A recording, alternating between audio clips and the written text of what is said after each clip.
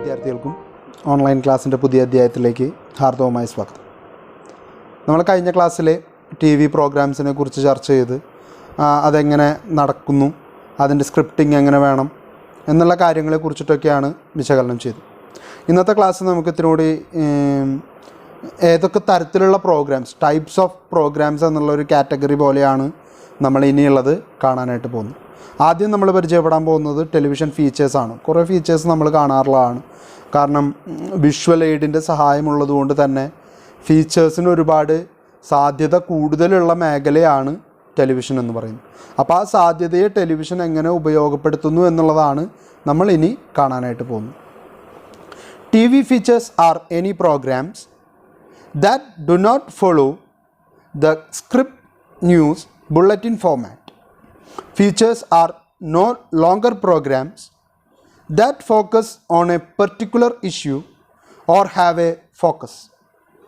The topics for feature could cover a huge territory. However, as it all the other features in the broadcast media are audience centered.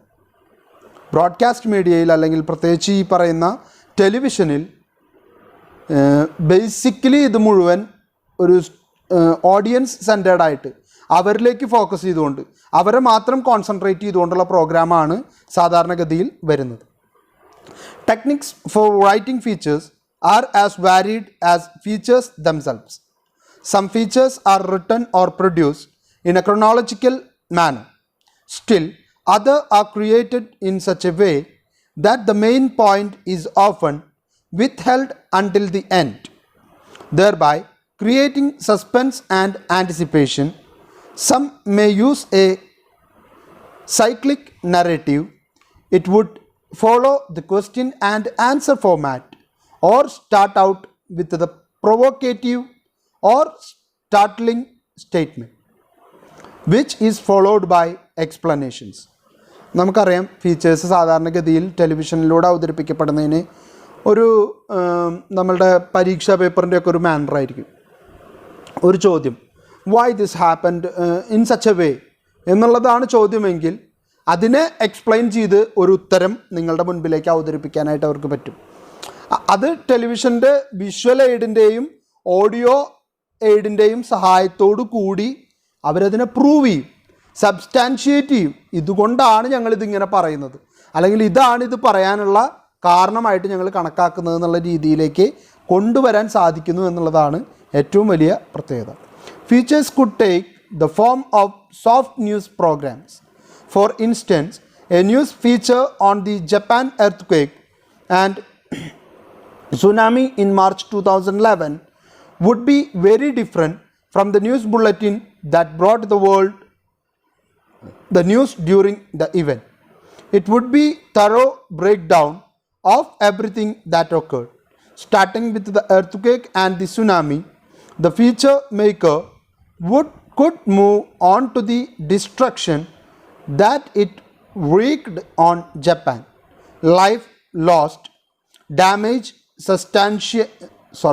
sustained to infrastructure, economy, highlight ecological damage, interviews with a few highly placed sources and citizens from the affected areas, Japan's recovery process, etc. On a lighter note, a struggling actor who works part-time as a cook took part in a reality show, was noticed and launched in a film. രണ്ട് രീതിയിലാണ് നമ്മുടെ features വരാറുള്ളത്. സാധാരണഗതിയിൽ ഒരു feature എന്ന് പറയുന്നത്, ഇപ്പോൾ ഒരു വിഷയമുണ്ടായിക്കഴിഞ്ഞാൽ, ഇപ്പോൾ എർത്ത്, സുനാമി, ഉരുൾപൊട്ടൽ, വെള്ളപ്പൊക്കം, ഇങ്ങനെയുള്ള കേസുകളൊക്കെ ഫീച്ചേഴ്സായിട്ട് വരാറുണ്ട്. പക്ഷേ അതിനൊരു സോഫ്റ്റ് ചെയ്തിട്ടാണ് കൊണ്ടുവരിക. ഇപ്പോൾ ഒരു പെട്ടിമുടിയിൽ ഉരുൾപൊട്ടലുണ്ടായി, നമ്മൾ ആ ന്യൂസ് ലൈവായിട്ട് അപ്പോഴത്തെ രക്ഷാപ്രവർത്തനം, രക്ഷപ്പെടുന്ന ആളുകളുടെ ബൈറ്റ്, അതുപോലെ തന്നെ സുരക്ഷാ ഉദ്യോഗസ്ഥരുടെ ബൈറ്റ്, അതിനുശേഷം അവിടെ ഉണ്ടാകുന്ന മാറ്റങ്ങൾ, ഓരോ ദിവസവും നടത്തുന്ന തെരച്ചിലുകൾ, അതിൽ നിന്ന് കിട്ടുന്ന ഡെഡ് ബോഡീസ്, അതുപോലെ തന്നെ നിലനിൽക്കുന്ന ജീവനുകൾ എത്ര, ഇങ്ങനെയുള്ള ഒരുപാട് കാര്യങ്ങൾ, അതുപോലെ അതിൻ്റെ മറ്റ് ബാക്ക്ഗ്രൗണ്ടുകൾ, പ്രകൃതിക്ക് എന്തോരം ദോഷം ചെയ്തു, ആളുകളുടെ ഇൻഫ്രാസ്ട്രക്ചർ എത്രത്തോളം തകരാറിലായി, സർക്കാരിന് എന്തുമാത്രം ബാധ്യത വരുന്നു, ഇങ്ങനെ തുടങ്ങി ഒരുപാട് കാര്യങ്ങൾ അപ്പം തന്നെ ചർച്ച ചെയ്യും. പക്ഷെ അതിനപ്പോഴത്തൊരു ന്യൂസ് ബ്രേക്ക് എന്നുള്ളൊരു വാല്യൂ ഉണ്ട്. ആ വാല്യൂവിൽ നിലനിന്നുകൊണ്ട് വളരെ സ്ട്രോങ് ആയിട്ടുള്ള കാര്യങ്ങളായിരിക്കും അവരതിലൂടെ ആർഗ്യൂ ചെയ്യുന്നുണ്ടായിരിക്കുക.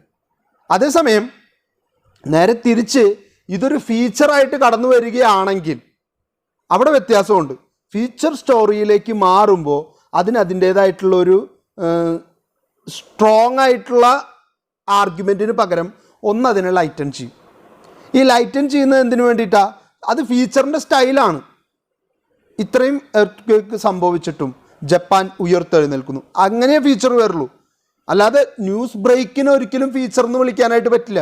അത് ന്യൂസാണ്, അതിൽ തർക്കമില്ല. അപ്പോൾ ഫീച്ചർ ചെയ്യുമ്പോൾ ചിലപ്പോൾ കുറേ കഴിഞ്ഞിട്ടോ മുൻപ് ചെയ്തു വെച്ചതിന് അല്ലെങ്കിൽ മറ്റ് ഇൻസിഡൻറ്റുകളെയും കൂട്ടിച്ചേർത്തിട്ടായിരിക്കും ചിലപ്പോൾ വരിക. ഇപ്പോൾ ഏറ്റവും കൂടുതൽ ചർച്ച ചെയ്യുന്നൊരു കാര്യമാണ്, നമ്മൾ പഠിച്ചിട്ടുണ്ട് ബ്ലാക്ക് ഡെത്ത് എന്ന് പറഞ്ഞൊരു സംഭവം ഹിസ്റ്ററിയിൽ. അത് ഈ പറയുന്ന ഇംഗ്ലണ്ടിൽ പ്ലേഗ് പടർന്നു പിടിച്ചു. 1/3 ഓഫ് ദ പോപ്പുലേഷൻ പോയി എന്നാണ് അന്നത്തെ കണക്ക് പറയുന്നത്. ഏകദേശം അതിന് സമാനമായിട്ടുള്ള ദുരന്തമാണ് ഇപ്പോൾ COVID-19 എന്ന് പറയുന്നത്. കാരണം 2019 തുടങ്ങിയ കോവിഡിൻ്റെ ഇമ്പാക്റ്റും പ്രതിഫലനം അതിപ്പോഴും തുടർന്നുകൊണ്ടിരിക്കുക. 2021 ആയി. ഇതിനിടയിലൊരു വർഷം 2020 കംപ്ലീറ്റ് ആയിട്ട് പോയി. ഇനി ഇതിനെക്കുറിച്ചൊരു ഫീച്ചർ ചെയ്യുമ്പോൾ അത്രയും തന്നെ ഇമ്പാക്റ്റ് ഉണ്ടാവില്ല, അല്ലെങ്കിൽ അത്രയും ഒരു സ്ട്രോങ് ആയിട്ടുള്ള വെർബ് അല്ലെങ്കിൽ ഒരു സ്ട്രോങ് ആയിട്ടുള്ളൊരു രീതിയിലായിരിക്കില്ല നമ്മളതിനെ വിഷ്വലൈസ് ചെയ്യുക. 2020 പിടിച്ചു കുലുക്കിയ COVID-19 കൊണ്ടുവരുന്ന മാറ്റങ്ങൾ, പ്രതിഫലനങ്ങൾ, ഇതാണ് ഫീച്ചറിൻ്റെ സ്റ്റോറി വരിക. ഞാൻ പറയുന്ന ആശയം നമുക്ക് മനസ്സിലാവുന്നു എന്ന് വിശ്വസിക്കുകയാണ്. കാരണം ഒരെണ്ണം ബ്രേക്ക് ന്യൂസായിട്ട് വരുമ്പോൾ അപ്പം അതിനൊരു വാല്യൂ ഉണ്ട്. അത്ര തന്നെ വാല്യൂ ഒരിക്കലും ഫീച്ചറിന് കിട്ടില്ല. കാരണം ഫീച്ചർ പിന്നീട് എപ്പോഴെങ്കിലും ചെയ്യുന്നതായിരിക്കും. അതിൻ്റെ ഒരു ശക്തമായിട്ടുള്ള ആ ഒരു കടന്നുവരവ് കഴിഞ്ഞതിന് ശേഷം അവരൊന്ന് സ്ലോ ഡൗൺ ആയതിന് ശേഷമാണ് ചിലപ്പോൾ ഫീച്ചറുകൾ വരിക. അപ്പോൾ അതിനകത്ത് കൂടുതൽ കാര്യങ്ങളുണ്ടായിരിക്കും, റിക്കവറി ഉണ്ടായിരിക്കും, അതിൽ നിന്ന് റിക്കവേർഡ് ആയിട്ടുള്ള ആൾക്കാരെ കുറിച്ചിട്ടുള്ളത് ഉണ്ടാവും, എല്ലാം വരും. പക്ഷേ നമ്മളൊരു ന്യൂസ് കേൾക്കുമ്പോൾ ഉണ്ടാകുന്ന അത്ര വലിയൊരു ഭീകരത ഇതിന് ഫീൽ ചെയ്യില്ല. അതുപോലെ തന്നെ വേറൊരു കാര്യം ഇവിടെ പറഞ്ഞിരിക്കുക, a struggling actor who works part time as a cook. ഒരു ആക്ടർ ഒരു കുക്കായിട്ട് പങ്കെടുക്കുകയാണ്. In a reality show was noticed and launched in a film. അയാൾക്ക് എന്നിട്ട് സിനിമയിലേക്ക് ചാൻസുകൾ കിട്ടുകയാണ്. കാരണം ദുരിതം അനുഭവിക്കുന്ന ഒരുപാട് നടീനടന്മാരെ കുറിച്ചിട്ടൊക്കെ നമ്മൾ പലപ്പോഴും കേൾക്കാറുണ്ട്. അവർ ഈ സിനിമയിൽ വന്നിട്ടുണ്ടാവും, പക്ഷെ അവർക്ക് വലിയൊരു സാധ്യതയൊന്നും കിട്ടുന്നുണ്ടായിരിക്കില്ല, അല്ലെങ്കിൽ ഇപ്പോൾ അവർക്കൊരു വലിയ റീച്ച് കിട്ടുന്നുണ്ടായിരിക്കില്ല. അപ്പോൾ അതിനൊരു ഫീച്ചറായിട്ട് നമ്മൾ ചെയ്യും. Features are entertaining, sometimes thought provoking, the audience enjoy it and this accounts for its popularity and the increasing time given over to such programmes. In fact some channels like TLC, Kairali V, Asianet Plus, MTV channels depends on features alone. ഈ പറഞ്ഞ ചാനലുകളൊക്കെ ഫീച്ചേഴ്സിനെ base ചെയ്തിട്ടാണ് മുന്നോട്ട് പോകുന്നത്. ഇപ്പോൾ ഉദാഹരണത്തിന് പറയുകയാണെങ്കിൽ വളരെ പോപ്പുലറായിട്ടുള്ള ആൾക്കാരെ വിളിച്ചിട്ട് ജോൺ ബ്രിട്ടാസ് നടത്തുന്ന ഒരു പ്രോഗ്രാമാണ് JB ജംഗ്ഷൻ. ചില കാര്യങ്ങളൊക്കെ ആ സമയത്താണ് അറിയുന്നത്. ചിലപ്പോൾ ഒരു വിവാദം ഉണ്ടായെങ്കിൽ അതുമായിട്ട് റിലേറ്റ് ചെയ്തിട്ടുള്ള നടൻ JB ജംഗ്ഷനിൽ വരുമ്പോൾ അയാളോട് ചോദിക്കുന്നത് അതുമായിട്ട് റിലേറ്റ് ചെയ്തിട്ടുള്ള ചോദ്യങ്ങളായിരിക്കും. ഒരു പക്ഷേ ആ വിവാദം ഉണ്ടായ സമയത്ത് കിട്ടാതിരുന്ന പല ഇൻസിഡൻറ്റും ഫീച്ചറിലൂടെ ചിലപ്പോൾ പുറത്തു വരും. നിങ്ങൾക്ക് ആശയം മനസ്സിലായി എന്ന് വിചാരിക്കുകയാണ്. നമ്മൾ അന്ന് ആ വിവാദം കത്തി നിൽക്കുമ്പോൾ അയാൾ പറയാതിരുന്ന അല്ലെങ്കിൽ പറയാൻ താല്പര്യം കാണിക്കാതിരുന്ന പലതും ചിലപ്പോൾ ഈ JB ജംഗ്ഷൻ പോലൊരു പ്രോഗ്രാമിലേക്ക് ഫീച്ചർ ഓറിയൻറ്റഡ് ആയിട്ടുള്ളൊരു പ്രോഗ്രാമിലേക്ക് കടന്നു വരുമ്പോൾ അയാൾ ചിലപ്പോൾ ആഡ് ചെയ്യും. ആ ആഡ് ചെയ്യുന്നത് എന്തോ അതിനാണ് ഇമ്പോർട്ടൻസ്. അത് പലപ്പോഴും എൻ്റർടൈനിങ് ആയിരിക്കാം, ചിലപ്പോൾ നമുക്ക് വലിയൊരു ചിന്ത പ്രദാനം ചെയ്യുന്ന ഒന്നായിരിക്കാം. ചില സമയങ്ങളിൽ ഭയങ്കര തോട്ട് പ്രൊവോക്കിംഗ് ആയിട്ടുള്ള കാര്യങ്ങളൊക്കെ ഫീച്ചറുകളിലൂടെ പുറത്തു വരാറുണ്ട്. Most often the features have A narration. As in the case of a radio feature, the television feature may also follow 4 approaches: direct, interactive, fly on the wall and verit. അപ്പോൾ 4 രീതിയിൽ പോവാം. ഒന്നുകിൽ ഒരു direct ആയിട്ടുള്ള ഒരു അപ്രോച്ചിലൂടെ എന്താണ് സംഭവിച്ചതെന്ന് കറക്റ്റായിട്ട് ചോദിച്ച് മനസ്സിലാക്കുന്ന ഒരു രീതിയിലേക്ക് വരാം. അല്ലെങ്കിൽ ആ മനസ്സിലാക്കിയതിനെ ഞാൻ നറേറ്റ് ചെയ്യുന്ന രീതിയിലേക്ക് എനിക്ക് പോവാം. രണ്ടാമത്തെ ഇൻട്രാക്റ്റീവ് ഇങ്ങനെ തന്നെ നമ്മൾ കൂടി അതിൻ്റെ ഒരു പാർട്ടായിട്ട് നിന്നുകൊണ്ട് ഒരു ഇൻട്രാക്റ്റീവ് സെഷൻ. മൂന്നാമത്തേത് ഫ്ലൈ ഓൺ ദി വാൾ എന്ന് പറയുന്നത് നമ്മൾ മാറി നിന്നിട്ട് ഈ കാര്യത്തെ വീക്ഷിച്ച് നമ്മൾ കണ്ടെത്തുന്നത് ചിത്രീകരിക്കുന്ന രീതിയാണ്. വെറൈറ്റ് എന്ന് പറയുന്നത് അല്ലെങ്കിൽ വെറിറ്റ് എന്നുള്ള വാക്കുകൊണ്ട് ഉദ്ദേശിക്കുന്നത് കൃത്യമായിട്ട് നമ്മൾ മനസ്സിലാക്കിയ കാര്യങ്ങളെ ലഘുവാക്കി അല്ലെങ്കിൽ അതിൽ നിന്ന് ഏറ്റവും ലൈറ്റായിട്ടുള്ളതിനെ മാത്രം എടുത്തിട്ട് പ്രേക്ഷകൻ്റെ മുൻപിൽ അവതരിപ്പിക്കുക.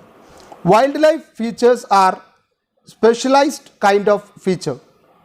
ദേ may also be called wild life documentary. ഒരുപാട് നാഷണൽ ജിയോഗ്രഫിക്കിലൊക്കെ ഡിസ്കവറിയിലൊക്കെ നിങ്ങൾ കാണുന്നതാണ്. They have a niche audience and are well received. These kind of features require highly skilled crew, slick camera, great narrative and huge budget. അത് നമുക്ക് ആ programme കണ്ടാൽ തന്നെ അറിയാം. ഇതിലെ ഏറ്റവും വലിയ കാര്യം ഹൈ റിസ്ക് ആണ്. കാരണം ഈ മൃഗങ്ങളൊക്കെ എങ്ങനെ പെരുമാറുമെന്ന് നമുക്ക് ഉറപ്പിച്ച് പറയാൻ പറ്റില്ല. അവരാദ്യമായിട്ടാണ് മനുഷ്യനുമായിട്ടുള്ള ഒരു ഇൻട്രാക്ഷൻ വരുന്നത്. അപ്പോൾ അതിനോട് അവരെങ്ങനെ പ്രതികരിക്കുന്നു പറയാം. കാരണം വൈൽഡ് ലൈഫ് ആനിമൽസ് എന്ന് പറയുന്നത് അതുകൊണ്ടാണല്ലോ, അവർ കാട്ടിൽ ജീവിക്കുന്നവരാണ്. അവർക്ക് സാമൂഹിക ജീവിതം എങ്ങനെയെന്ന് ചിലപ്പോൾ അറിയില്ല, അല്ലെങ്കിൽ അവരുടെ സാമൂഹിക ജീവിതത്തിൻ്റെ രീതി ആയിരിക്കില്ല മനുഷ്യൻ്റേത്. അപ്പോൾ നമ്മളതിലേക്ക് കടന്നു ചെല്ലുമ്പോൾ അവരതിനെ ആക്സെപ്റ്റ് ചെയ്തോളണമെന്ന് നിർബന്ധമില്ല. അപ്പോൾ റിസ്ക് ഉണ്ട്, ബഡ്ജറ്റ് ഒരുപാട് വരും. കാരണം അതിന് സ്പെസിഫൈഡ് ആയിട്ടുള്ള അല്ലെങ്കിൽ അതിൽ മാത്രം ഫോക്കസ് ചെയ്യുന്ന അത്രയും നല്ല ക്യാമറാസും അതിന് പറ്റിയ ക്രൂസും നമ്മുടെ കൂടെ ഉണ്ടെങ്കിൽ മാത്രമേ നമുക്കത് കവറപ്പ് ചെയ്ത് പോകാനായിട്ട് പറ്റുള്ളൂ. Cookery features, travelogue, a combination of both, feature on holiday destination. These are all normal fare. Summer with Nigella, റഹേൽ Allen bake, magic oven, the foodie etcetera. ഇതൊക്കെ ചില ട്രാവൽ പ്രോഗ്രാംസ് ആണ്. ഒപ്പം ഫുഡിൻ്റെ ബേസ് ചെയ്തിട്ടുള്ള പ്രോഗ്രാംസ് ആണ്. ഇപ്പം നമ്മൾ ഒരുപാട് വ്ളോഗുകൾ കാണുന്നതാണ്. വീഡിയോ ബ്ലോഗേഴ്സിൻ്റെ കണ്ടിട്ടുണ്ടായിരിക്കും നിങ്ങൾ. പ്രത്യേകിച്ച് ഈ പറയുന്ന സുജിത് ഭക്തൻ പോലത്തെ, അല്ലെങ്കിൽ എന്താ അദ്ദേഹത്തിൻ്റെ പേര്, ജസ്ബിൻ ജോസോ, അങ്ങനെ ഒരു ട്രാവലറുണ്ട്. ഇവരൊക്കെ ട്രാവൽ ചെയ്യുന്നത് ഫുഡ് ഐറ്റംസിൻ്റെ പുതിയ കണ്ടെത്തലുകൾക്ക് വേണ്ടി, അല്ലെങ്കിൽ എന്താ പറയുക, ഒരു സംസ്കാരത്തിൻ്റെ ഭാഗമായിട്ടുള്ള ചില രീതികളെ പരിചയപ്പെടുത്തുന്നതിൻ്റെ ഭാഗമായിട്ടൊക്കെയാണ് ട്രാവൽ ചെയ്തു പോകുന്നത്. അപ്പോൾ അതൊക്കെ ഇന്നത്തെ കാലത്ത് വളരെ കൂടുതലായിക്കൊണ്ടിരിക്കുന്ന കാലഘട്ടമാണ്. Interviews are another kind of feature that are today enjoying a huge following are the so called reality shows. Having borrowed the idea and format from American and UK industry, today India churns out its own version of the shows. American Idol, that has transparently be called Indian Idol, whereas Big Brother is Big Boss. അപ്പോൾ European and American കൾച്ചറിനെ base ചെയ്തുകൊണ്ടുള്ള പല reality ഷോകളും നമ്മൾ അങ്ങനെ തന്നെ ഇങ്ങോട്ട് എടുത്തിട്ട് കൊണ്ടുവന്നിട്ടുണ്ട് മലയാളത്തിലേക്ക്. അതിനുള്ള 1-2 ഉദാഹരണങ്ങൾ അവരിവിടെ തന്നെ പറഞ്ഞിരിക്കുകയാണ്. അതിപ്പോഴും തുടർന്നുകൊണ്ടിരിക്കുകയാണ്. കാരണം ഫീച്ചേഴ്സ് എന്ന് പറഞ്ഞാൽ ഒരു റിയലിസ്റ്റിക് ആയിട്ടുള്ള ഒരു കാര്യത്തിൻ്റെ നരേഷൻ എന്നാണ് ഉദ്ദേശിക്കുന്നത്. അപ്പോൾ അത്തരത്തിലുള്ള റിയാലിറ്റി ഷോകളാണ് ഇന്നത്തെ പുതിയ ട്രെൻഡ് എന്ന് പറയുന്നത്. ഇനി ഇൻ്റർവ്യൂവിനെ സെപ്പറേറ്റ് ആയിട്ടൊരു പാർട്ടായിട്ട് തന്നെ നിങ്ങൾക്ക് തന്നിരിക്കുകയാണ്. An interview is staple ingredient in any news story, documentary or current affair program. They can be found in other features as well. They added to the credibility of these programming and are often used to represent different viewpoints. Interviews allow attribution of sources, present views in a direct and straightforward manner, bring variation to the pace of the program and make it interesting. പലപ്പോഴും ഇൻ്റർവ്യൂസിന് വളരെ വലിയ പ്രാധാന്യം കിട്ടാറുണ്ട്. കാരണം ഏത് രീതിയിലും ഏത് ആംഗിളിലുള്ള കാര്യങ്ങൾക്കായാലും ഈ പറയുന്ന ഇൻ്റർവ്യൂ വളരെ ഇമ്പോർട്ടൻ്റ് ആണ്. എന്തുകൊണ്ടാണ് ഇൻ്റർവ്യൂ ഇമ്പോർട്ടൻ്റ് ആണെന്ന് പറയുന്നത്? അത് ന്യൂസ് സ്റ്റോറിയിലായാലും ഫീച്ചറിലായാലും ഡോക്യുമെൻ്ററിയിലായാലും എല്ലാത്തിലേക്കും ഇൻ്റർവ്യൂവിൽ നിന്ന് കിട്ടുന്ന കാര്യങ്ങൾ ഉൾപ്പെടുത്താനായിട്ട് പറ്റും. The television interview consist of 2 parts, the video and the audio. The success of an interview depends on such elements as the skill of the interview, the strengths of the program and its theme, the interviewee and what they have to say. ഇവിടുത്തെ ഏറ്റവും വലിയ വിജയം എന്ന് പറയുന്നത് ഇതിൻ്റെ രണ്ടിൻ്റെയും കോമ്പിനേഷനാണ്.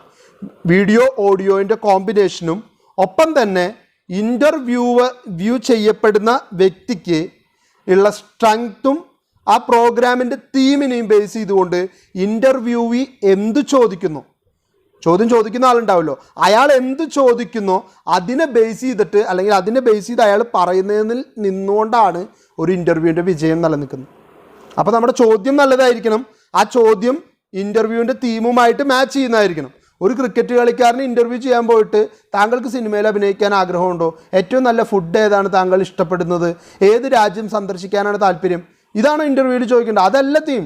ആ കളിക്കാരൻ ഇന്ത്യൻ ക്രിക്കറ്റ് ടീമിലേക്കുള്ള പ്രോമിസിങ് പ്ലെയർ ആണെങ്കിൽ അതിൻ്റെ സാധ്യതകളെക്കുറിച്ച്, അല്ലെങ്കിൽ അയാൾക്ക് ഇനി തിരിച്ചു വന്നിട്ട് അച്ചീവ് ചെയ്യാനുള്ള കാര്യങ്ങളെക്കുറിച്ച്, അല്ലെങ്കിൽ അയാളുടെ ലക്ഷ്യങ്ങളെക്കുറിച്ച്, അതിനെക്കുറിച്ചാണ് ചോദിക്കേണ്ടത്. അല്ലാതെ ഒരു നിലവാരമില്ലാത്ത 2ാം ക്ലാസ് ചോദ്യങ്ങൾ ചോദിച്ച് നേരം കളഞ്ഞാൽ ഇൻ്റർവ്യൂ ശ്രദ്ധിക്കപ്പെടാതെ പോകും. Research is an important element for any programmes, especially so for interviews. The producer and the scriptwriter has to think in terms of whether the person is an apt choice for TV, which is a visual medium. The interviewer must take the trouble to put the interviewee at ease. The presence of camera, other equipments and people would easily intimidate the subject. It is often seen that an interviewer who is genuinely interested in what the subject has to say will come away with a great interview. നമ്മളെല്ലാവരും ഒപ്പം നിന്നാൽ മാത്രമേ ഒരു നല്ല interview ഉണ്ടാവുള്ളൂ. Interview ചെയ്യപ്പെടുന്ന ആളെ comfortable ആക്കാൻ നമുക്ക് പറ്റണം. ഇൻ്റർവ്യൂ ചെയ്യുന്ന ആൾ നല്ലോണം റിസർച്ച് ചെയ്ത് എന്തിനെക്കുറിച്ചാണ് ആരെക്കുറിച്ചാണ് ഞാൻ ചോദിക്കാൻ പോകുന്നത് എന്നുള്ള ബോധ്യം ഉണ്ടായിരിക്കണം. ക്യാമറ പേഴ്സൺസ് മറ്റ് ലൈറ്റപ്പ് കാര്യങ്ങളൊക്കെ അതിൻ്റേതായിട്ടുള്ള പെർഫെക്ഷനിൽ ഇതിൻ്റെ കൂടെ ആഡ് ചെയ്യപ്പെട്ടാൽ മാത്രമേ നല്ലൊരു ഇൻ്റർവ്യൂ ജനിക്കുന്നുള്ളൂ. While shooting the interview it must be remembered that the idea is not to depict a talking head. Where the interview is short makes a difference to the feel and tone of the interview. The producer and the cameraman has to think of 2 things. ക്യാമറാമാനും പ്രൊഡ്യൂസറും ശ്രദ്ധിക്കേണ്ട 2 കാര്യങ്ങൾ. The foreground, അതായത് the interviewee normally and the background what they are see against. അപ്പോൾ interview ചെയ്യുന്ന 2 പേര്, interview ചെയ്യുന്ന ആളും ഇൻ്റർവ്യൂ ചെയ്യപ്പെടുന്ന ആൾ, അതാണ് ഫോർഗ്രൗണ്ട് എന്ന് പറയുന്നത്. അവരുടെ ബാക്കിൽ നിങ്ങൾക്ക് കാണാൻ കഴിയുന്ന അല്ലെങ്കിൽ മറ്റ് ഒബ്ജക്റ്റുകളെയാണ് ബാക്ക്ഗ്രൗണ്ട് എന്ന് പറയുന്നത്. For instance, when interviewing a business tycoon, if the background is the office, then an official and business-like tone is set. On the other hand, if the same subject is interviewed in the confines of his residence, then an informal, personal and relaxed atmosphere can be communicated. ഒരേ ഇൻ്റർവ്യൂവിൻ്റെ തന്നെ background അതിൽ വളരെ important ആണ്. ഇപ്പോൾ ഞാൻ interview ചെയ്യുന്നത് ഒരു cricket പ്ലെയറിനെ ആണെങ്കിൽ അതിന് ഞാൻ തിരഞ്ഞെടുക്കാൻ മിക്കപ്പോഴും ഒരു സ്റ്റേഡിയത്തിൻ്റെ അറ്റ്മോസ്ഫിയറോ അല്ലെങ്കിൽ ഒരു സ്റ്റുഡിയോ റൂമിൽ തന്നെ വിഷ്വൽസ് കൂടി കമ്മ്യൂണിക്കേറ്റ് ചെയ്യാവുന്ന തരത്തിലൊരു സ്ക്രീനോട് കൂടിയിട്ടുള്ള കമ്മ്യൂണിക്കേഷൻ ആയിരിക്കും താല്പര്യപ്പെടുക. അതേസമയം വളരെ സ്റ്റുഡിയസ് ആയിട്ടുള്ള ഒരാളെയാണ് അല്ലെങ്കിൽ ഒരു അച്ചീവ്മെൻറ്റ് നേടിയ IAS റാങ്ക് നേടിയ ഒരാളെയാണ് ഞാൻ ഇൻ്റർവ്യൂ ചെയ്യുന്നതെങ്കിൽ ഒരു ലൈബ്രറി വേണമെങ്കിൽ തിരഞ്ഞെടുക്കാം, അല്ലെങ്കിൽ ബാക്ക്ഗ്രൗണ്ടിൽ അയാളുടെ കോളേജ്, അയാൾ പഠിച്ച ഇൻസ്റ്റിറ്റ്യൂട്ട് വരുത്താം. ഇനി അയാളുടെ വീട്ടിൽ തന്നെയാണെങ്കിൽ അയാൾ പഠിക്കാൻ ഉപയോഗിക്കുന്ന പഠനമുറിയിൽ ഇരുന്നു കൊണ്ടായിരിക്കാം ചിലപ്പോൾ ഇൻ്റർവ്യൂ നടക്കുന്നത്. ആ ബാക്ക്ഗ്രൗണ്ട് ഒരു പരിധി വരെ കാര്യങ്ങൾ കമ്മ്യൂണിക്കേറ്റ് ചെയ്യും. അതുകൊണ്ടാണ് ബാക്ക്ഗ്രൗണ്ട് സെറ്റിങ്ങിനും ഫോർഗ്രൗണ്ട് സെറ്റിങ്ങിനൊക്കെ ഇത്രമേൽ പ്രാധാന്യം പലപ്പോഴും കിട്ടുന്നു. ഓൺ ദി അതർ ഹാൻഡ്, അത് നമ്മൾ വായിച്ചതാണ്. If you have more than one interview and plans to intercut between the two subjects, then care must be taken so that eye line differs in each interview. This allows for variation.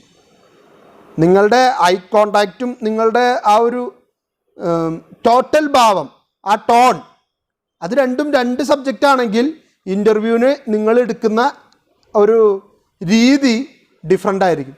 അത് നിങ്ങൾക്ക് easy ആയിട്ട് മനസ്സിലാവാൻ ഒരു cinema നടനെയും ഒരു രാഷ്ട്രീയക്കാരനെയും interview ചെയ്യുന്ന ആളുടെ രീതി നിങ്ങൾ നോക്കിയാൽ മതി.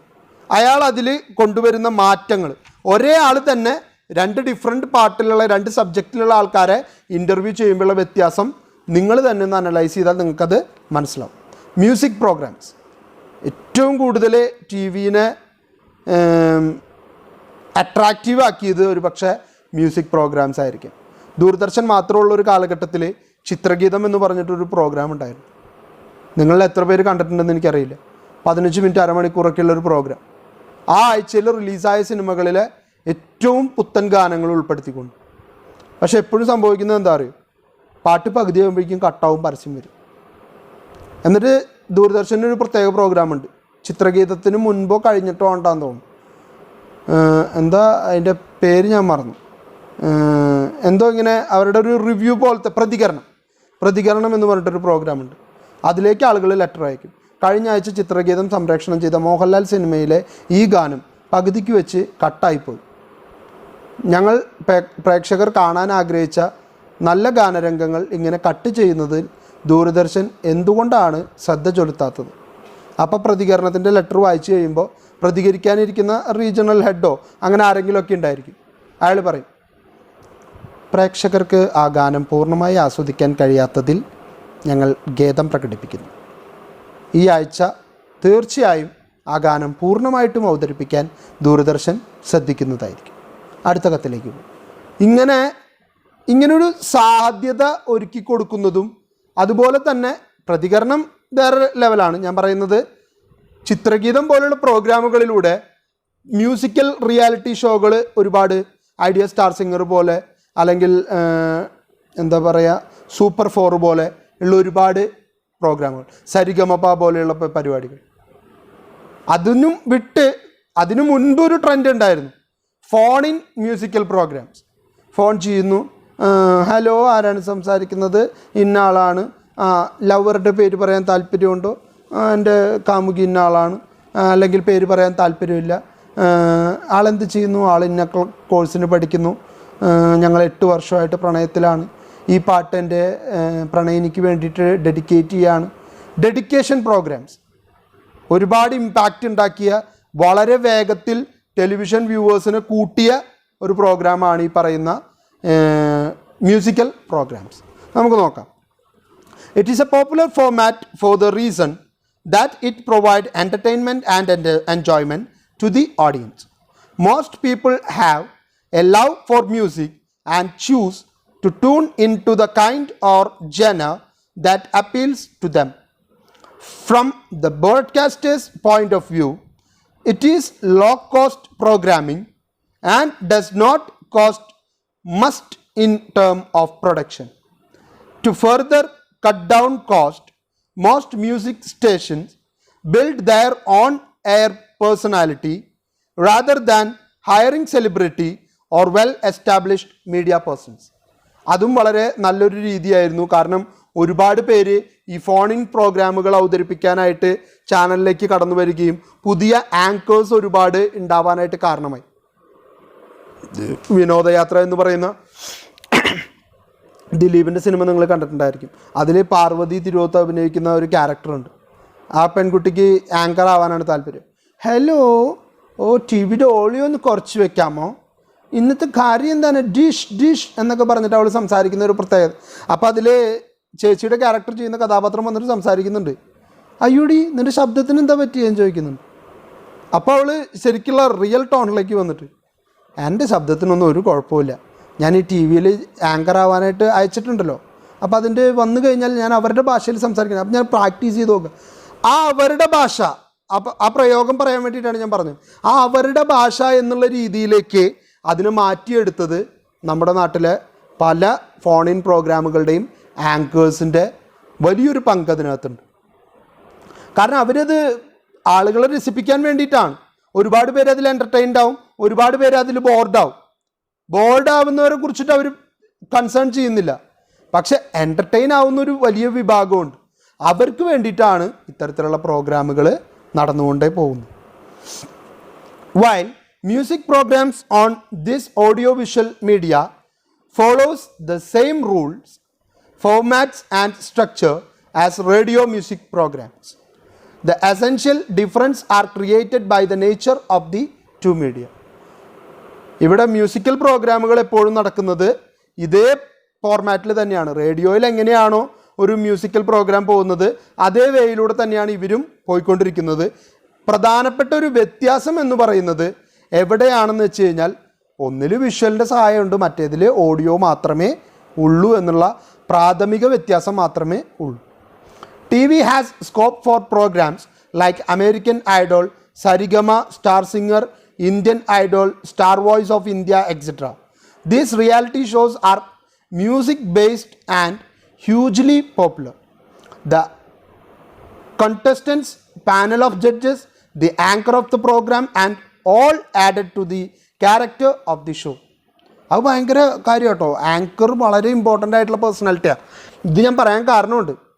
സംഭവം കളിയാക്കുമ്പോൾ രഞ്ജിനി മലയാളവും ഇംഗ്ലീഷും കലർന്ന ഭാഷയിൽ സംസാരിക്കുന്നുവെന്നും ഏതിലാണ് സംസാരിക്കുന്നതെന്ന് മനസ്സിലാവുന്നില്ല എന്നൊക്കെ പലപ്പോഴും പറയുമായിരിക്കാം. പക്ഷേ രഞ്ജിനി എന്നൊരു ആങ്കറിന് ലോക ശ്രദ്ധയിലേക്ക് പിടിച്ചുലക്കിയ പ്രോഗ്രാമാണ് ഐഡിയ സ്റ്റാർ സിംഗർ. അയ്യോ അതൊരു തർക്കവുമില്ല. സ്റ്റാർ സിംഗറിലൂടെ പോപ്പുലറൈസ് ചെയ്യപ്പെട്ട ഒരു ആങ്കറാണ് രഞ്ജിനി. അതുകൊണ്ട് രഞ്ജിനിക്ക് കിട്ടിയ റീച്ച് എന്ന് പറയുന്നത് ഭയങ്കര വലുതാണ്. ഏഷ്യാനെറ്റിൻ്റെ ഒരുപാട് പ്രോഗ്രാമുകൾ, ഒരുപാട് സ്റ്റേജ് ഷോകൾ, അതിനുശേഷം മറ്റു പല ചാനലുകളും, ഈവൻ ഇപ്പോഴത്തെ ഫ്ലവേഴ്സ് ചാനലിലുൾപ്പെടെ രഞ്ജിനിക്ക് സ്കോപ്പ് കിട്ടിയത് അതിലൂടെയാണ്. ഐ തിങ്ക് 1-2 സിനിമകളിൽ കൂടി രഞ്ജിനിക്ക് സാഹചര്യം ഒരുക്കി കിട്ടി. അപ്പോൾ അത് വലിയൊരു സാധ്യത തുറന്നു കൊടുത്ത ഒരു രീതി തന്നെയാണ്. പിന്നെ കണ്ടസ്റ്റൻസ് ഫേമസ് ആവുന്നതിൽ യാതൊരു തർക്കവുമില്ല. നജീം അർഷാദിനെ പോലെയുള്ള, ജോബിൻ ജോസിനെ പോലെയുള്ള, അല്ലെങ്കിൽ മൃദുല വാര്യരെ പോലെയുള്ള ഒരുപാട് ആർട്ടിസ്റ്റുകൾ പോപ്പുലറൈസ് ചെയ്യപ്പെട്ട് എപ്പോഴും അവരുടെ പേര് പറയുമ്പോൾ പോലും കൂടെ പറയും idea star singer fame Najeem Arshad.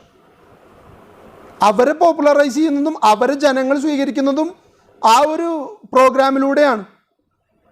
അതിൻ്റെ കോൺടെസ്റ്റിൽ പങ്കെടുത്തതിന് അവർക്ക് കിട്ടിയ സമ്മാനത്തേക്കാൾ വലിയ അംഗീകാരമാണ് അവർക്ക് ജനങ്ങളിൽ നിന്ന് കിട്ടുന്ന ഈ സ്വീകരണം, അതിലൂടെ അറിയപ്പെടുന്ന ആ ഒരു പ്രസക്തി എന്ന് പറയും. ദെൻ നെക്സ്റ്റ് സ്പോർട്സ് ആണ്.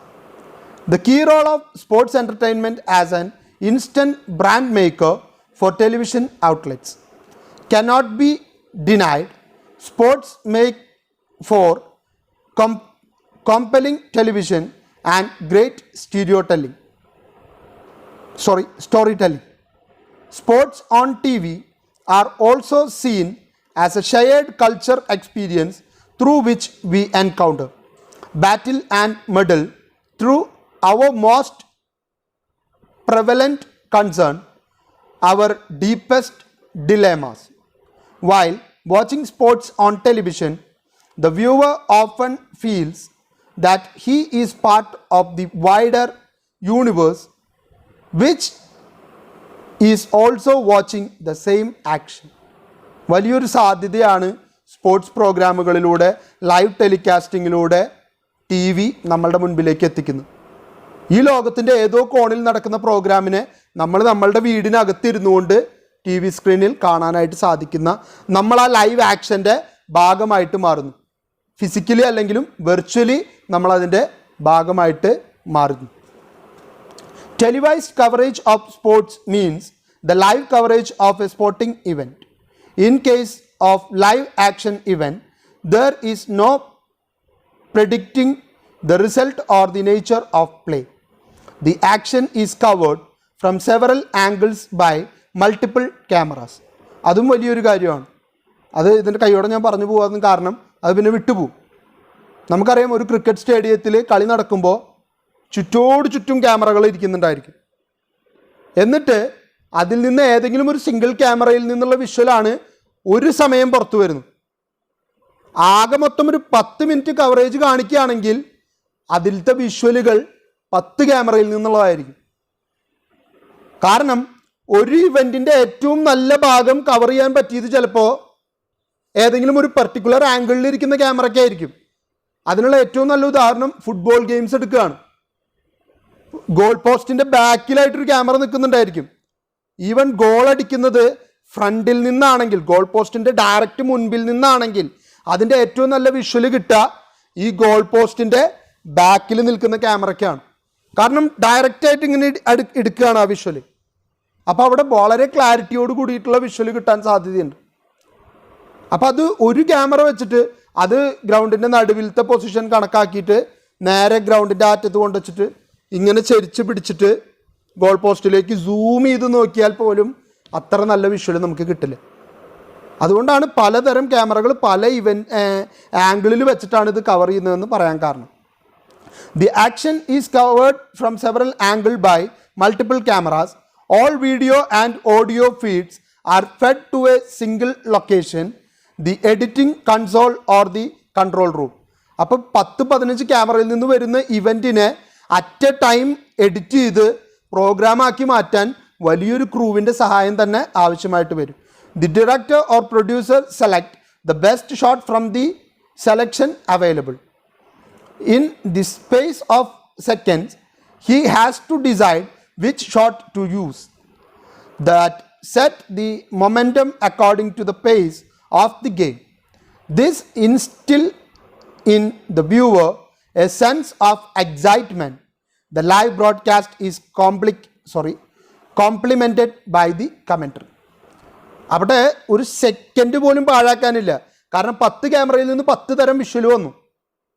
എഡിറ്റിംഗ് റൂമിലിരിക്കുന്ന പ്രൊഡ്യൂസർ അല്ലെങ്കിൽ ഡയറക്ടർ എന്ന് പറയുന്ന ആളാണ് തീരുമാനിക്കേണ്ടത് ഇതിലേതാണ് ഇതിലെ ബെസ്റ്റ് ഷോട്ട്. ഇതാണ് നല്ല ഭംഗിയുള്ള ഷോട്ട്, ഇതാണ് ഞാൻ ലൈവിൽ വിടേണ്ടത്. കാരണം ലൈവ് കവറേജ് ആണ്. ഒരു സെക്കൻഡ് നമുക്ക് സ്പെയർ ചെയ്യാനായിട്ട് അവിടെ ഇല്ല. എല്ലാം നമ്മൾ എടുക്കേണ്ടതായിട്ട് വരും. അപ്പോൾ അയാളുടെ സ്കില്ലാണ് അവിടെ വർക്കൗട്ട് ചെയ്യുന്നത്. ഏത് ആംഗിൾ കൊടുക്കണം, ഏത് വീഡിയോ ഫൂട്ടേജ് ഇടണം, ഏതാണ് ഇതിൽ ഏറ്റവും നല്ല ക്ലാരിറ്റി ഉള്ളത്, ഇങ്ങനെ തുടങ്ങി പല ചോദ്യങ്ങൾക്കുള്ള ഉത്തരങ്ങൾ അദ്ദേഹം ആ സെക്കൻഡിൽ തന്നെ അവിടെ കണ്ടെത്തണം. ഇൻ സ്പോർട്സ് പ്രോഗ്രാംസ് അതുപോലെ തന്നെ സ്പോർട്സ് പ്രോഗ്രാമിൻ്റെ ഏറ്റവും വലിയ പ്രത്യേകതയാണ് ലൈവ് കവറേജിൻ്റെ ഒപ്പം തന്നെ ലൈവ് കമൻട്രി കൂടി കിട്ടുമ്പോഴാണ് ഒരു പ്രോഗ്രാം ലൈവായിട്ട് മാറുന്നത്, അല്ലെങ്കിൽ അതിൻ്റെ ഒരു ഭംഗി കിട്ടുന്നത്. നമുക്കറിയാം, ഇഷ്ടം പോലെ കമൻറ്റേറ്റേഴ്സ് ഉണ്ട്. സൗരവ് ഗാംഗുലി, രവി ശാസ്ത്രി, അതുപോലെ തന്നെ ഹർഷ ബോഗ്ലെ. മലയാളത്തിലേക്ക് വന്നു കഴിഞ്ഞാൽ ഏറ്റവും നല്ല കമൻറ്റേറ്ററായിട്ട് പലപ്പോഴും ആരാധകർ വിമർശിക്കപ്പെട്ട വ്യക്തിയാണ് നമ്മളുടെ ISLൻ്റെയൊക്കെ കമൻറ്റേറ്ററായിട്ടുള്ള ആൾ. അദ്ദേഹത്തിൻ്റെ പേര് ഞാൻ മറന്നുപോയി. അലറി വിളിക്കുന്ന ആ കമൻറ്റേറ്റർ എല്ലാവർക്കും ആളെ മനസ്സിലായിട്ടുണ്ടാവും. എൻ്റെ ഒരു പക്ഷേ നാവിൻ്റെ തുമ്പത്ത് പേരുണ്ട്, എനിക്കത് പേരിപ്പോൾ പെട്ടെന്ന് എന്താ അയാളുടെ പേര്, ഷൈജു ദാമോദരൻ. അദ്ദേഹം, അതുപോലെ തന്നെ IM വിജയൻ, ജോപ്പോളഞ്ചേരി ഒക്കെ ഇപ്പോൾ കമൻട്രിയിൽ വളരെ പ്രൊഫഷണൽ ആയിക്കൊണ്ടിരിക്കുകയാണ്. അത് ആ ഗെയിമിൻ്റെ ഭംഗി കൂടി കൂട്ടുകയാണ് ചെയ്യുന്നത്. In sports programme slow motion and replay are eagerly anticipated. വളരെ കൃത്യമാണ്. കാരണം സ്ലോ മോഷനിൽ ചിലത് കാണേണ്ടി വരും. കാരണം ഇപ്പോൾ ഒരു ബൈസിക്കിൾ കിക്ക് എടുക്കുകയാണെങ്കിൽ അയാളിങ്ങനെ തിരിഞ്ഞ് മറഞ്ഞ് വന്നിട്ട് അത് ഗോളടിക്കുന്ന ആ രംഗം അത് സ്ലോ മോഷനിൽ കണ്ടാൽ തന്നെ അയാളുടെ ആ വർക്കിൻ്റെ ഭംഗി നമുക്ക് മനസ്സിലാവുള്ളൂ. അതുപോലെ തന്നെ റീപ്ലേസ് ഒരു ദൃശ്യത്തിൻ്റെ ഭംഗി വീണ്ടും വീണ്ടും വീണ്ടും ആസ്വദിച്ച് കാണാൻ വേണ്ടിയിട്ടാണ് replays. Technologies such as telestrator which allows text or other kind of writing and drawings to be included on the screen and are used to map out strategies for the audience. അത് നമ്മൾ കണ്ടിട്ടുണ്ടായിരിക്കും. ചില വിഷ്വലുകൾ, ചില graph, ചില ക്രിക്കറ്റൊക്കെ നടക്കുമ്പോൾ ചില ഫീൽഡേഴ്സിന് set ചെയ്തിരിക്കുന്നത് captain set ചെയ്തിരിക്കുന്നത് കാണിക്കും. എന്നിട്ട് കമൻറ്റേറ്റേഴ്സ് പറയും ഇയാൾ എടുത്തിട്ട് ഇപ്പുറത്ത് ഗള്ളിയിലേക്ക് മാറ്റി ബാക്ക്വേർഡ് പോയിന്റിലേക്ക് ഒരാളെ ഇറക്കി നിർത്തിയാൽ ആ റൺ അവിടെ പോകുന്നത് തടയാം, ആ ബാറ്റ്സ്മാൻ ഔട്ടാക്കാൻ എളുപ്പമാണ്. ഇങ്ങനെയുള്ള കുറേ കാര്യങ്ങൾ ഈ പറയുന്ന ഡ്രോയിങ്സിൻ്റെയും മാപ്സിൻ്റെയും ഒക്കെ സഹായത്തോട് കൂടിയിട്ട് അവർ ചെയ്യാറുണ്ട്. The sky cam or cable cam cameras hang on cables that allow for NS orientation rather than just the EW orientation that mimics the view for the stands or gallery. And the TMO, a extremely slow high definition camera, allow the TV audience a better view, perspective and indeed better action. ഇതൊക്കെ നിങ്ങൾ കണ്ടിട്ടുള്ളതാണ്. ഇതിൽ ഈ പറയുന്ന TMO camera എന്ന് പറയുന്നത് highly സെൻസിറ്റീവായിട്ടുള്ള ക്യാമറയും ഒപ്പം തന്നെ എക്സ്ട്രീം സ്ലോ പെർഫോമൻസിൻ്റെ കാര്യത്തിലല്ല, പിക്ചറിനെ വീഡിയോയെ സ്ലോ മോഷനിലേക്ക് മാറ്റാൻ കഴിവുള്ള ക്യാമറയാണ്. പിന്നെ കേബിൾ ക്യാം നിങ്ങൾ കണ്ടിട്ടുണ്ടായിരിക്കും. കേബിൾ ക്യാം എന്നറിയപ്പെടും, അതുപോലെ തന്നെ സ്കൈ ക്യാം എന്നറിയപ്പെടും, സ്പൈഡർ ക്യാം എന്നറിയപ്പെടും. അത് കൺട്രോൾ ചെയ്യുന്നത് നൂലുകളാണ്. ആ നൂലുകളിൽ കെട്ടിഞ്ഞാത്തിയിട്ടിരിക്കുകയാണ് ക്യാമറ. ബോളിങ്ങനെ പറന്നു പോകുമ്പോൾ ആ ക്യാമറ അതിൻ്റെ കൂടെ ഇങ്ങനെ മൂവ് ചെയ്യും. അത് ഫീൽഡറുടെ കയ്യിലേക്ക് പോകുമ്പോൾ, അല്ലെങ്കിൽ ഫുട്ബോളിലാണെങ്കിൽ പൊതുവേ കേബിൾ ക്യാംസ്, സ്പൈഡർ ക്യാംസ് ഉപയോഗിക്കാറില്ല. ക്രിക്കറ്റിലാണ് ഏറ്റവും കൂടുതൽ അത് കണ്ടിട്ടുള്ളത്. ഇനി നമുക്ക് അടുത്തതായിട്ടുള്ള പ്രോഗ്രാം എന്ന് പറയുന്നത് ലൈവ് പ്രോഗ്രാംസ് ആൻഡ് ഷോസ്. അതെങ്ങനെയാണ് നടക്കുന്നത് എന്നുള്ളതാണ്. കാരണം ലൈവ് ആകുമ്പോൾ എഡിറ്റിങ് വളരെ ബുദ്ധിമുട്ടാണ്. അതുപോലെ തന്നെ എന്താണ് സ്ക്രിപ്റ്റ് എന്ന് നമുക്ക് നിശ്ചയിക്കാൻ പറ്റില്ല. കാരണം ഗെയിമാണെങ്കിൽ ഓക്കെ, അത് അൺപ്രഡിക്റ്റഡ് ആയിട്ടുള്ളൊരു കാര്യമാണെന്നെങ്കിലും വിചാരിക്കാം. പക്ഷെ പ്രോഗ്രാം ആകുമ്പോൾ നമ്മൾ വിചാരിച്ച റിസൾട്ട് അല്ല കിട്ടുന്നതെങ്കിൽ അത് വളരെ വലിയ ദോഷം ചെയ്യും. These are the studio based stage programmes or events that are telecast live to the audience. They include discussion, music, quiz and other varieties of competitions, sporting events, etc., whose impact is felt better live than as recorded programs. അതെപ്പോഴും റിയാലിറ്റിയാണ്. ഒരു programme record ചെയ്തത് കാണുന്നതിനേക്കാൾ ഇമ്പാക്റ്റും ആളുകൾക്ക് താല്പര്യവും ഏറ്റവും കൂടുതൽ വ്യൂവേഴ്സും ഉണ്ടാവാൻ സാധ്യത കൂടുതൽ ലൈവ് കവറേജിനാണ്. അതെന്തുകൊണ്ടാണെന്ന് വെച്ച് കഴിഞ്ഞാൽ ലൈവ് എന്ന് പറയുന്നത് നമുക്ക് പ്രെഡിക്റ്റ് ചെയ്യാൻ പറ്റില്ല. ഇപ്പം എന്ത് സംഭവിക്കുമെന്ന് നമുക്ക് ആർക്കെങ്കിലും പറയാൻ പറ്റുമോ? ഇപ്പോൾ ഒരു ബാറ്റ്സ്മാൻ നന്നായിട്ട് ബാറ്റ് ചെയ്തുകൊണ്ടിരിക്കുകയാണ്, ആ നേരത്തെ അയാൾ ഔട്ടാവുമോ ഇല്ലയോ എന്നുള്ളത് നമുക്ക് പറയാൻ പറ്റുമോ? ഒരിക്കലും പ്രെഡിക്റ്റ് ചെയ്യാൻ പറ്റില്ല. ആ ബാറ്റ്സ്മാൻ കളിക്കുന്നിടത്തോളം കളിക്കും, ഔട്ടാവുമ്പോൾ ഔട്ടാവും. അല്ലെങ്കിൽ ഇപ്പോൾ ഒരു വിക്കറ്റ് കിട്ടുമെന്ന് നമുക്ക് പ്രെഡിക്റ്റ് ചെയ്യാൻ പറ്റും? പ്രെഡിക്റ്റ് ചെയ്യാൻ പറ്റില്ല. അപ്പോൾ അതുകൊണ്ട് തന്നെ ലൈവ് പ്രോഗ്രാംസിന് എപ്പോഴും ഓഡിയൻസ് കൂടാനും അതിൽ ആ ഓഡിയൻസിൽ താല്പര്യം ജനിക്കാനും സാധ്യതയുണ്ട്. കാരണം നേരെ മറിച്ച് റെക്കോർഡഡ് ആയിട്ടുള്ള പ്രോഗ്രാം ആണെങ്കിൽ അവരതിൽ ആവശ്യമായിട്ടുള്ള മാറ്റങ്ങൾ വരുത്തിയിട്ടുണ്ടാവും, ഗംഭീരമായിട്ടുള്ള എഡിറ്റിംഗ് നടത്തിയിട്ടുണ്ടാവും. ലൈവിലും എഡിറ്റിംഗ് വരും, പക്ഷേ ഒരു ഹ്യൂജ് എമൗണ്ട് എഡിറ്റിങ്ങിനുള്ള സാധ്യത വളരെ കുറവാണ്. Live programmes are expensive in comparison to other kind of as they require the involvement of a sizable team and technical editing equipments on site and several cameras.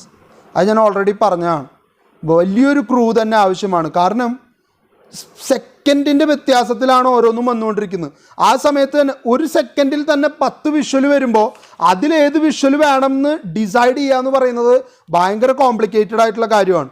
അപ്പോൾ അത് ഒരാൾ തന്നെ ഇങ്ങനെ ചെയ്തുകൊണ്ടിരുന്നു കഴിഞ്ഞാൽ ഒരു പക്ഷേ നല്ല സീൻസ് ഒരുപാട് മിസ്സായി പോയേക്കാം. എനിക്ക് ഒരു സെക്കൻഡിൽ 10 വിഷ്വൽ നോക്കിയിട്ട് 8ാമത്തെ വിഷ്വൽ എടുത്തോ എന്നെനിക്ക് പറയാൻ പറ്റുമോ? അപ്പോൾ അവിടെ ഒരുപാട് പേരുടെ ടെക്നോളജിക്കലും ഒരുപാട് പേരുടെ ഇമാജിനേറ്റീവ് ആൻഡ് ക്രിയേറ്റീവ് ആയിട്ടുള്ള മൈൻഡ് അവിടെ വർക്ക് ചെയ്യണം. എന്നാൽ മാത്രമേ നല്ല ലൈവ് കവറേജ് കൊടുക്കാനായിട്ട് നമുക്ക് പറ്റുള്ളൂ. നമ്മൾ വിചാരിക്കും കുറേ ക്യാമറയും കുറേ ആൾക്കാരും ഉണ്ടെങ്കിൽ ലൈവ് കവറേജൊക്കെ അങ്ങോട്ട് നടന്നോളൂ, ആ ക്യാമറയിൽ അങ്ങോട്ട് ഷൂട്ട് ചെയ്ത് അങ്ങോട്ട് എയർ ചെയ്യാനാണ് അത്ര വലിയ ബുദ്ധിമുട്ട്. ഒരിക്കലുമല്ല. It's not a simple task. കാരണം എഡിറ്റിംഗ് എന്ന് പറയുന്ന അത്ര പ്രോംപ്റ്റായിരിക്കണം, ഒപ്പം തന്നെ ഫാസ്റ്റായിരിക്കണം. സ്വിഫ്റ്റ് ഡിസിഷൻ എന്നൊക്കെ നമ്മൾ പറയില്ലേ, അത് കൊണ്ടുവരാൻ കഴിഞ്ഞാൽ മാത്രമേ പ്രോഗ്രാം നന്നാക്കാനായിട്ട് പറ്റുള്ളൂ. ആ തരത്തിൽ ക്യാമറാസ് ഒരുപാടും ക്രൂ മെമ്പേഴ്സ് ഒരുപാടും ഉള്ളത് കൊണ്ട് തന്നെ പറയാതെ തന്നെ അറിയാം, it is huge and expensive. In some live shows the action is set in a specially designed location or set and at least some part of its pre-plan. The idea, treatment, structure, narrative, set, floor plan and costumes are decided. Live programme ആണെന്ന് പറഞ്ഞാലും live stage show എന്ന് പറഞ്ഞാലും അതിലും ഒരുപാട് കാര്യങ്ങൾ pre planned ആണ്, അതുപോലെ തന്നെ വെൽ സെറ്റാണ്. നേരത്തെ സെറ്റ് ചെയ്ത് വെച്ചതിൻ്റെ ഒരു പുനരാവിഷ്കരണം മാത്രമാണ് നടക്കുന്നത്. അങ്ങനെയല്ലാതെ മുന്നോട്ട് പോകാൻ പറ്റില്ല. കാരണം പ്രോഗ്രാം അല്ലെങ്കിൽ കളറാവില്ല എന്ന് വെച്ചാൽ ബ്ലാക്ക് ആൻഡ് വൈറ്റ് ആവുന്നല്ല കേട്ടോ. പ്രോഗ്രാമിനൊരു ഇമ്പം ഉണ്ടാവില്ല. പല കാര്യങ്ങളും നമ്മൾ നേരത്തെ ഡിസൈഡ് ചെയ്ത് വെക്കുകയും നേരത്തെ ചെയ്തു വെക്കുകയും ചെയ്താൽ മാത്രമേ അതിൻ്റെ കൂടെ ലൈവായിട്ടുള്ള കാര്യങ്ങളും കൂടി കയറുമ്പോഴാണ് ഒരു പ്രോഗ്രാം ഭംഗിയാവുന്നത്. The anchor becomes the selection of the anchor is also a huge decision. The anchor becomes the personality of the show and publicly carries the show forward.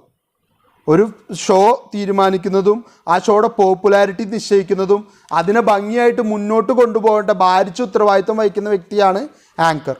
അതുകൊണ്ട് തന്നെ ആങ്കർ സെലക്ഷൻ എന്ന് പറയുന്നത് വളരെ കെയർഫുള്ളായിരിക്കണം, വളരെ ഇൻ്റലിജൻ്റ് ആയിരിക്കണം. എങ്കിൽ മാത്രമേ ആ ഷോ വിജയിക്കാനുള്ള സാധ്യതകൾ നിലനിൽക്കുന്നുള്ളൂ. അപ്പോൾ ഇന്നത്തെ ക്ലാസ്സിൽ നമ്മൾ ആദ്യം പരിചയപ്പെട്ടത് ടെലിവിഷൻ ഫീച്ചർ എങ്ങനെയാണെന്നാണ്. റേഡിയോയിലും ന്യൂസ് പേപ്പറിലും വരുന്ന ഫീച്ചറിനേക്കാൾ വിട്ട് ടെലിവിഷൻ ഫീച്ചേഴ്സിന് വരുന്ന മാറ്റം എന്ത്, എങ്ങനെയാണ് അവരതിനെ അട്രാക്റ്റീവ് ആക്കുന്നത്, എൻ്റർടൈൻമെൻറ്റും ഇൻഫർമേഷനും കൂട്ടിച്ചേർത്ത് ഇൻഫോർടൈൻമെൻ്റ് ആക്കി മാറ്റുന്നത് എങ്ങനെയാണെന്നാണ് നമ്മൾ കണ്ടത്. രണ്ടാമത് പരിചയപ്പെട്ടത് ഇൻ്റർവ്യൂ ആണ്. ഇൻ്റർവ്യൂ ഒരുപാട് നമ്മൾ കണ്ടിട്ടുള്ളതാണ്, കേട്ടിട്ടുള്ളതാണ്, പരിചയപ്പെട്ടതാണ്. പക്ഷേ ടെലിവിഷൻ ഇൻ്റർവ്യൂവിലേക്ക് വരുമ്പോഴുണ്ടാകുന്ന മാറ്റം അല്ലെങ്കിൽ അതിനവർ എത്രത്തോളം സൂക്ഷ്മമായിട്ടാണ് കാണുന്നത് എന്നുള്ള കാര്യങ്ങളാണ് നമ്മളിപ്പോൾ ഇവിടെ കണ്ടത്. Then next one music programmes ആണ്. മ്യൂസിക് റിലേറ്റഡ് ആയിട്ടുള്ള കോളിംഗ് പ്രോഗ്രാംസ് ആയിരിക്കാം, അല്ലാതെ തന്നെയുള്ള മ്യൂസിക് റിയാലിറ്റി ഷോകളായിരിക്കാം. എല്ലാത്തിനും സ്വീകാര്യത കൂടിക്കൊണ്ടിരിക്കുന്ന കാലഘട്ടത്തിലാണ് നമ്മൾ പോയിക്കൊണ്ടിരിക്കുന്നത്. അപ്പോൾ അതിൻ്റെ സ്വീകാര്യതയും അതെങ്ങനെ ക്രിയേറ്റ് ചെയ്യപ്പെടുന്നു എന്നുള്ളതും നമ്മൾ ജസ്റ്റ് കണ്ടു കഴിഞ്ഞു. പിന്നെ സ്പോർട്സ് ആണ്. സ്പോർട്സിൽ തന്നെ ലൈവ് കവറേജിനെ കുറിച്ചിട്ടാണ് നമ്മൾ കൂടുതലായിട്ടും ചർച്ച ചെയ്തത്. കാരണം സ്പോർട്സ് ഇവൻറ്റുകളൊക്കെ തന്നെ ലൈവ് കവറേജ് കൂടി കടന്നു വരുമ്പോഴാണ് അത് അട്രാക്റ്റീവായിട്ട് മാറുന്നത്. അപ്പോൾ ലൈവ് ബ്രോഡ്കാസ്റ്റ് എങ്ങനെ നടക്കുന്നു, അതിൽ എത്രത്തോളം ആളുകളുടെ ഇൻവോൾവ്മെൻറ്റ് ആവശ്യമായിട്ട് വരും, അത് എക്സ്പെൻസീവ് ആണെന്നുള്ളതും ഒരുപാട് ക്യാമറാസ് വേണമെന്നുള്ളതും ലൈവ് പോകണമെങ്കിൽ സ്വിഫ്റ്റായിട്ടുള്ള ക്യുക്കായിട്ടുള്ള ഡിസിഷൻ എടുക്കാൻ കഴിയുന്ന എഡിറ്റർ ക്രൂ ഉണ്ടെങ്കിൽ മാത്രമേ അത് സാധ്യമാവൂ എന്നുള്ളത് ഉൾപ്പെടെയുള്ള കാര്യങ്ങളാണ് നമ്മൾ ടെലിവിഷൻ പ്രോഗ്രാമിങ്ങുമായിട്ട് ബന്ധപ്പെട്ട് ഇപ്പോൾ ചർച്ച ചെയ്തു. അപ്പോൾ ഇത്രയും ഭാഗം നന്നായിട്ട് പഠിക്കുക. ടെലിവിഷൻ പ്രോഗ്രാമുകൾ, സ്ട്രെങ്ത്ത്, ഡീമെറിറ്റ് അല്ലെങ്കിൽ വീക്ക്നെസ്, അതുപോലെ തന്നെ ടെലിവിഷൻ ഫീച്ചേഴ്സ്, ടെലിവിഷൻ ന്യൂസ് എഴുതുന്ന രീതി, ടെലിവിഷന് വേണ്ടി പ്രോഗ്രാം എഴുതുമ്പോൾ ശ്രദ്ധിക്കേണ്ട കാര്യങ്ങൾ, ഇങ്ങനെ തുടങ്ങി എല്ലാ കാര്യങ്ങളും ഡീറ്റെയിൽ ആയിട്ട് പഠിച്ചു പോവുക. ഇവിടെ പോയിൻ്റ് വൈസ് ആയിട്ടല്ല കൊടുത്തിരിക്കുന്നത്. നിങ്ങൾ ലിറ്ററേച്ചർ സ്റ്റുഡൻസ് ആയതുകൊണ്ട് പാരഗ്രാഫായിട്ട് തന്നെ ഇലാബറേറ്റ് ചെയ്ത് ഡിസ്ക്രിപ്റ്റീവായിട്ട് തന്നെയാണ് എഴുതിയിരിക്കുന്നത്. അപ്പോൾ ആ രീതിയിൽ തന്നെ പഠിക്കാനായിട്ട് പ്രത്യേകം ശ്രദ്ധിക്കുക. എല്ലാവർക്കും നല്ല ദിവസം ഉണ്ടാവട്ടെ. കൊറോണയുടെ കാര്യത്തിൽ ജാഗ്രത ഒട്ടും കൈവിടാതിരിക്കുക. കൂടിക്കൊണ്ടിരിക്കുന്ന സമയം തന്നെയാണ്, പുതിയ വകഭേദങ്ങൾ വന്നുകൊണ്ടിരിക്കുകയാണ്. അപ്പോൾ അതിൻ്റെ കാര്യത്തിൽ മാക്സിമം ശ്രദ്ധ ചെലുത്തുക. ഒരുപാട് ഫങ്ഷനുകൾ, ഒരുപാട് പ്രോഗ്രാമുകൾ, ഉത്സവങ്ങളൊക്കെ നടന്നുകൊണ്ടിരിക്കുകയാണ്. പരമാവധി ഒഴിവാക്കുക. സോഷ്യൽ കോണ്ടാക്റ്റ് വരുത്താതെ നോക്കുക. Thank you.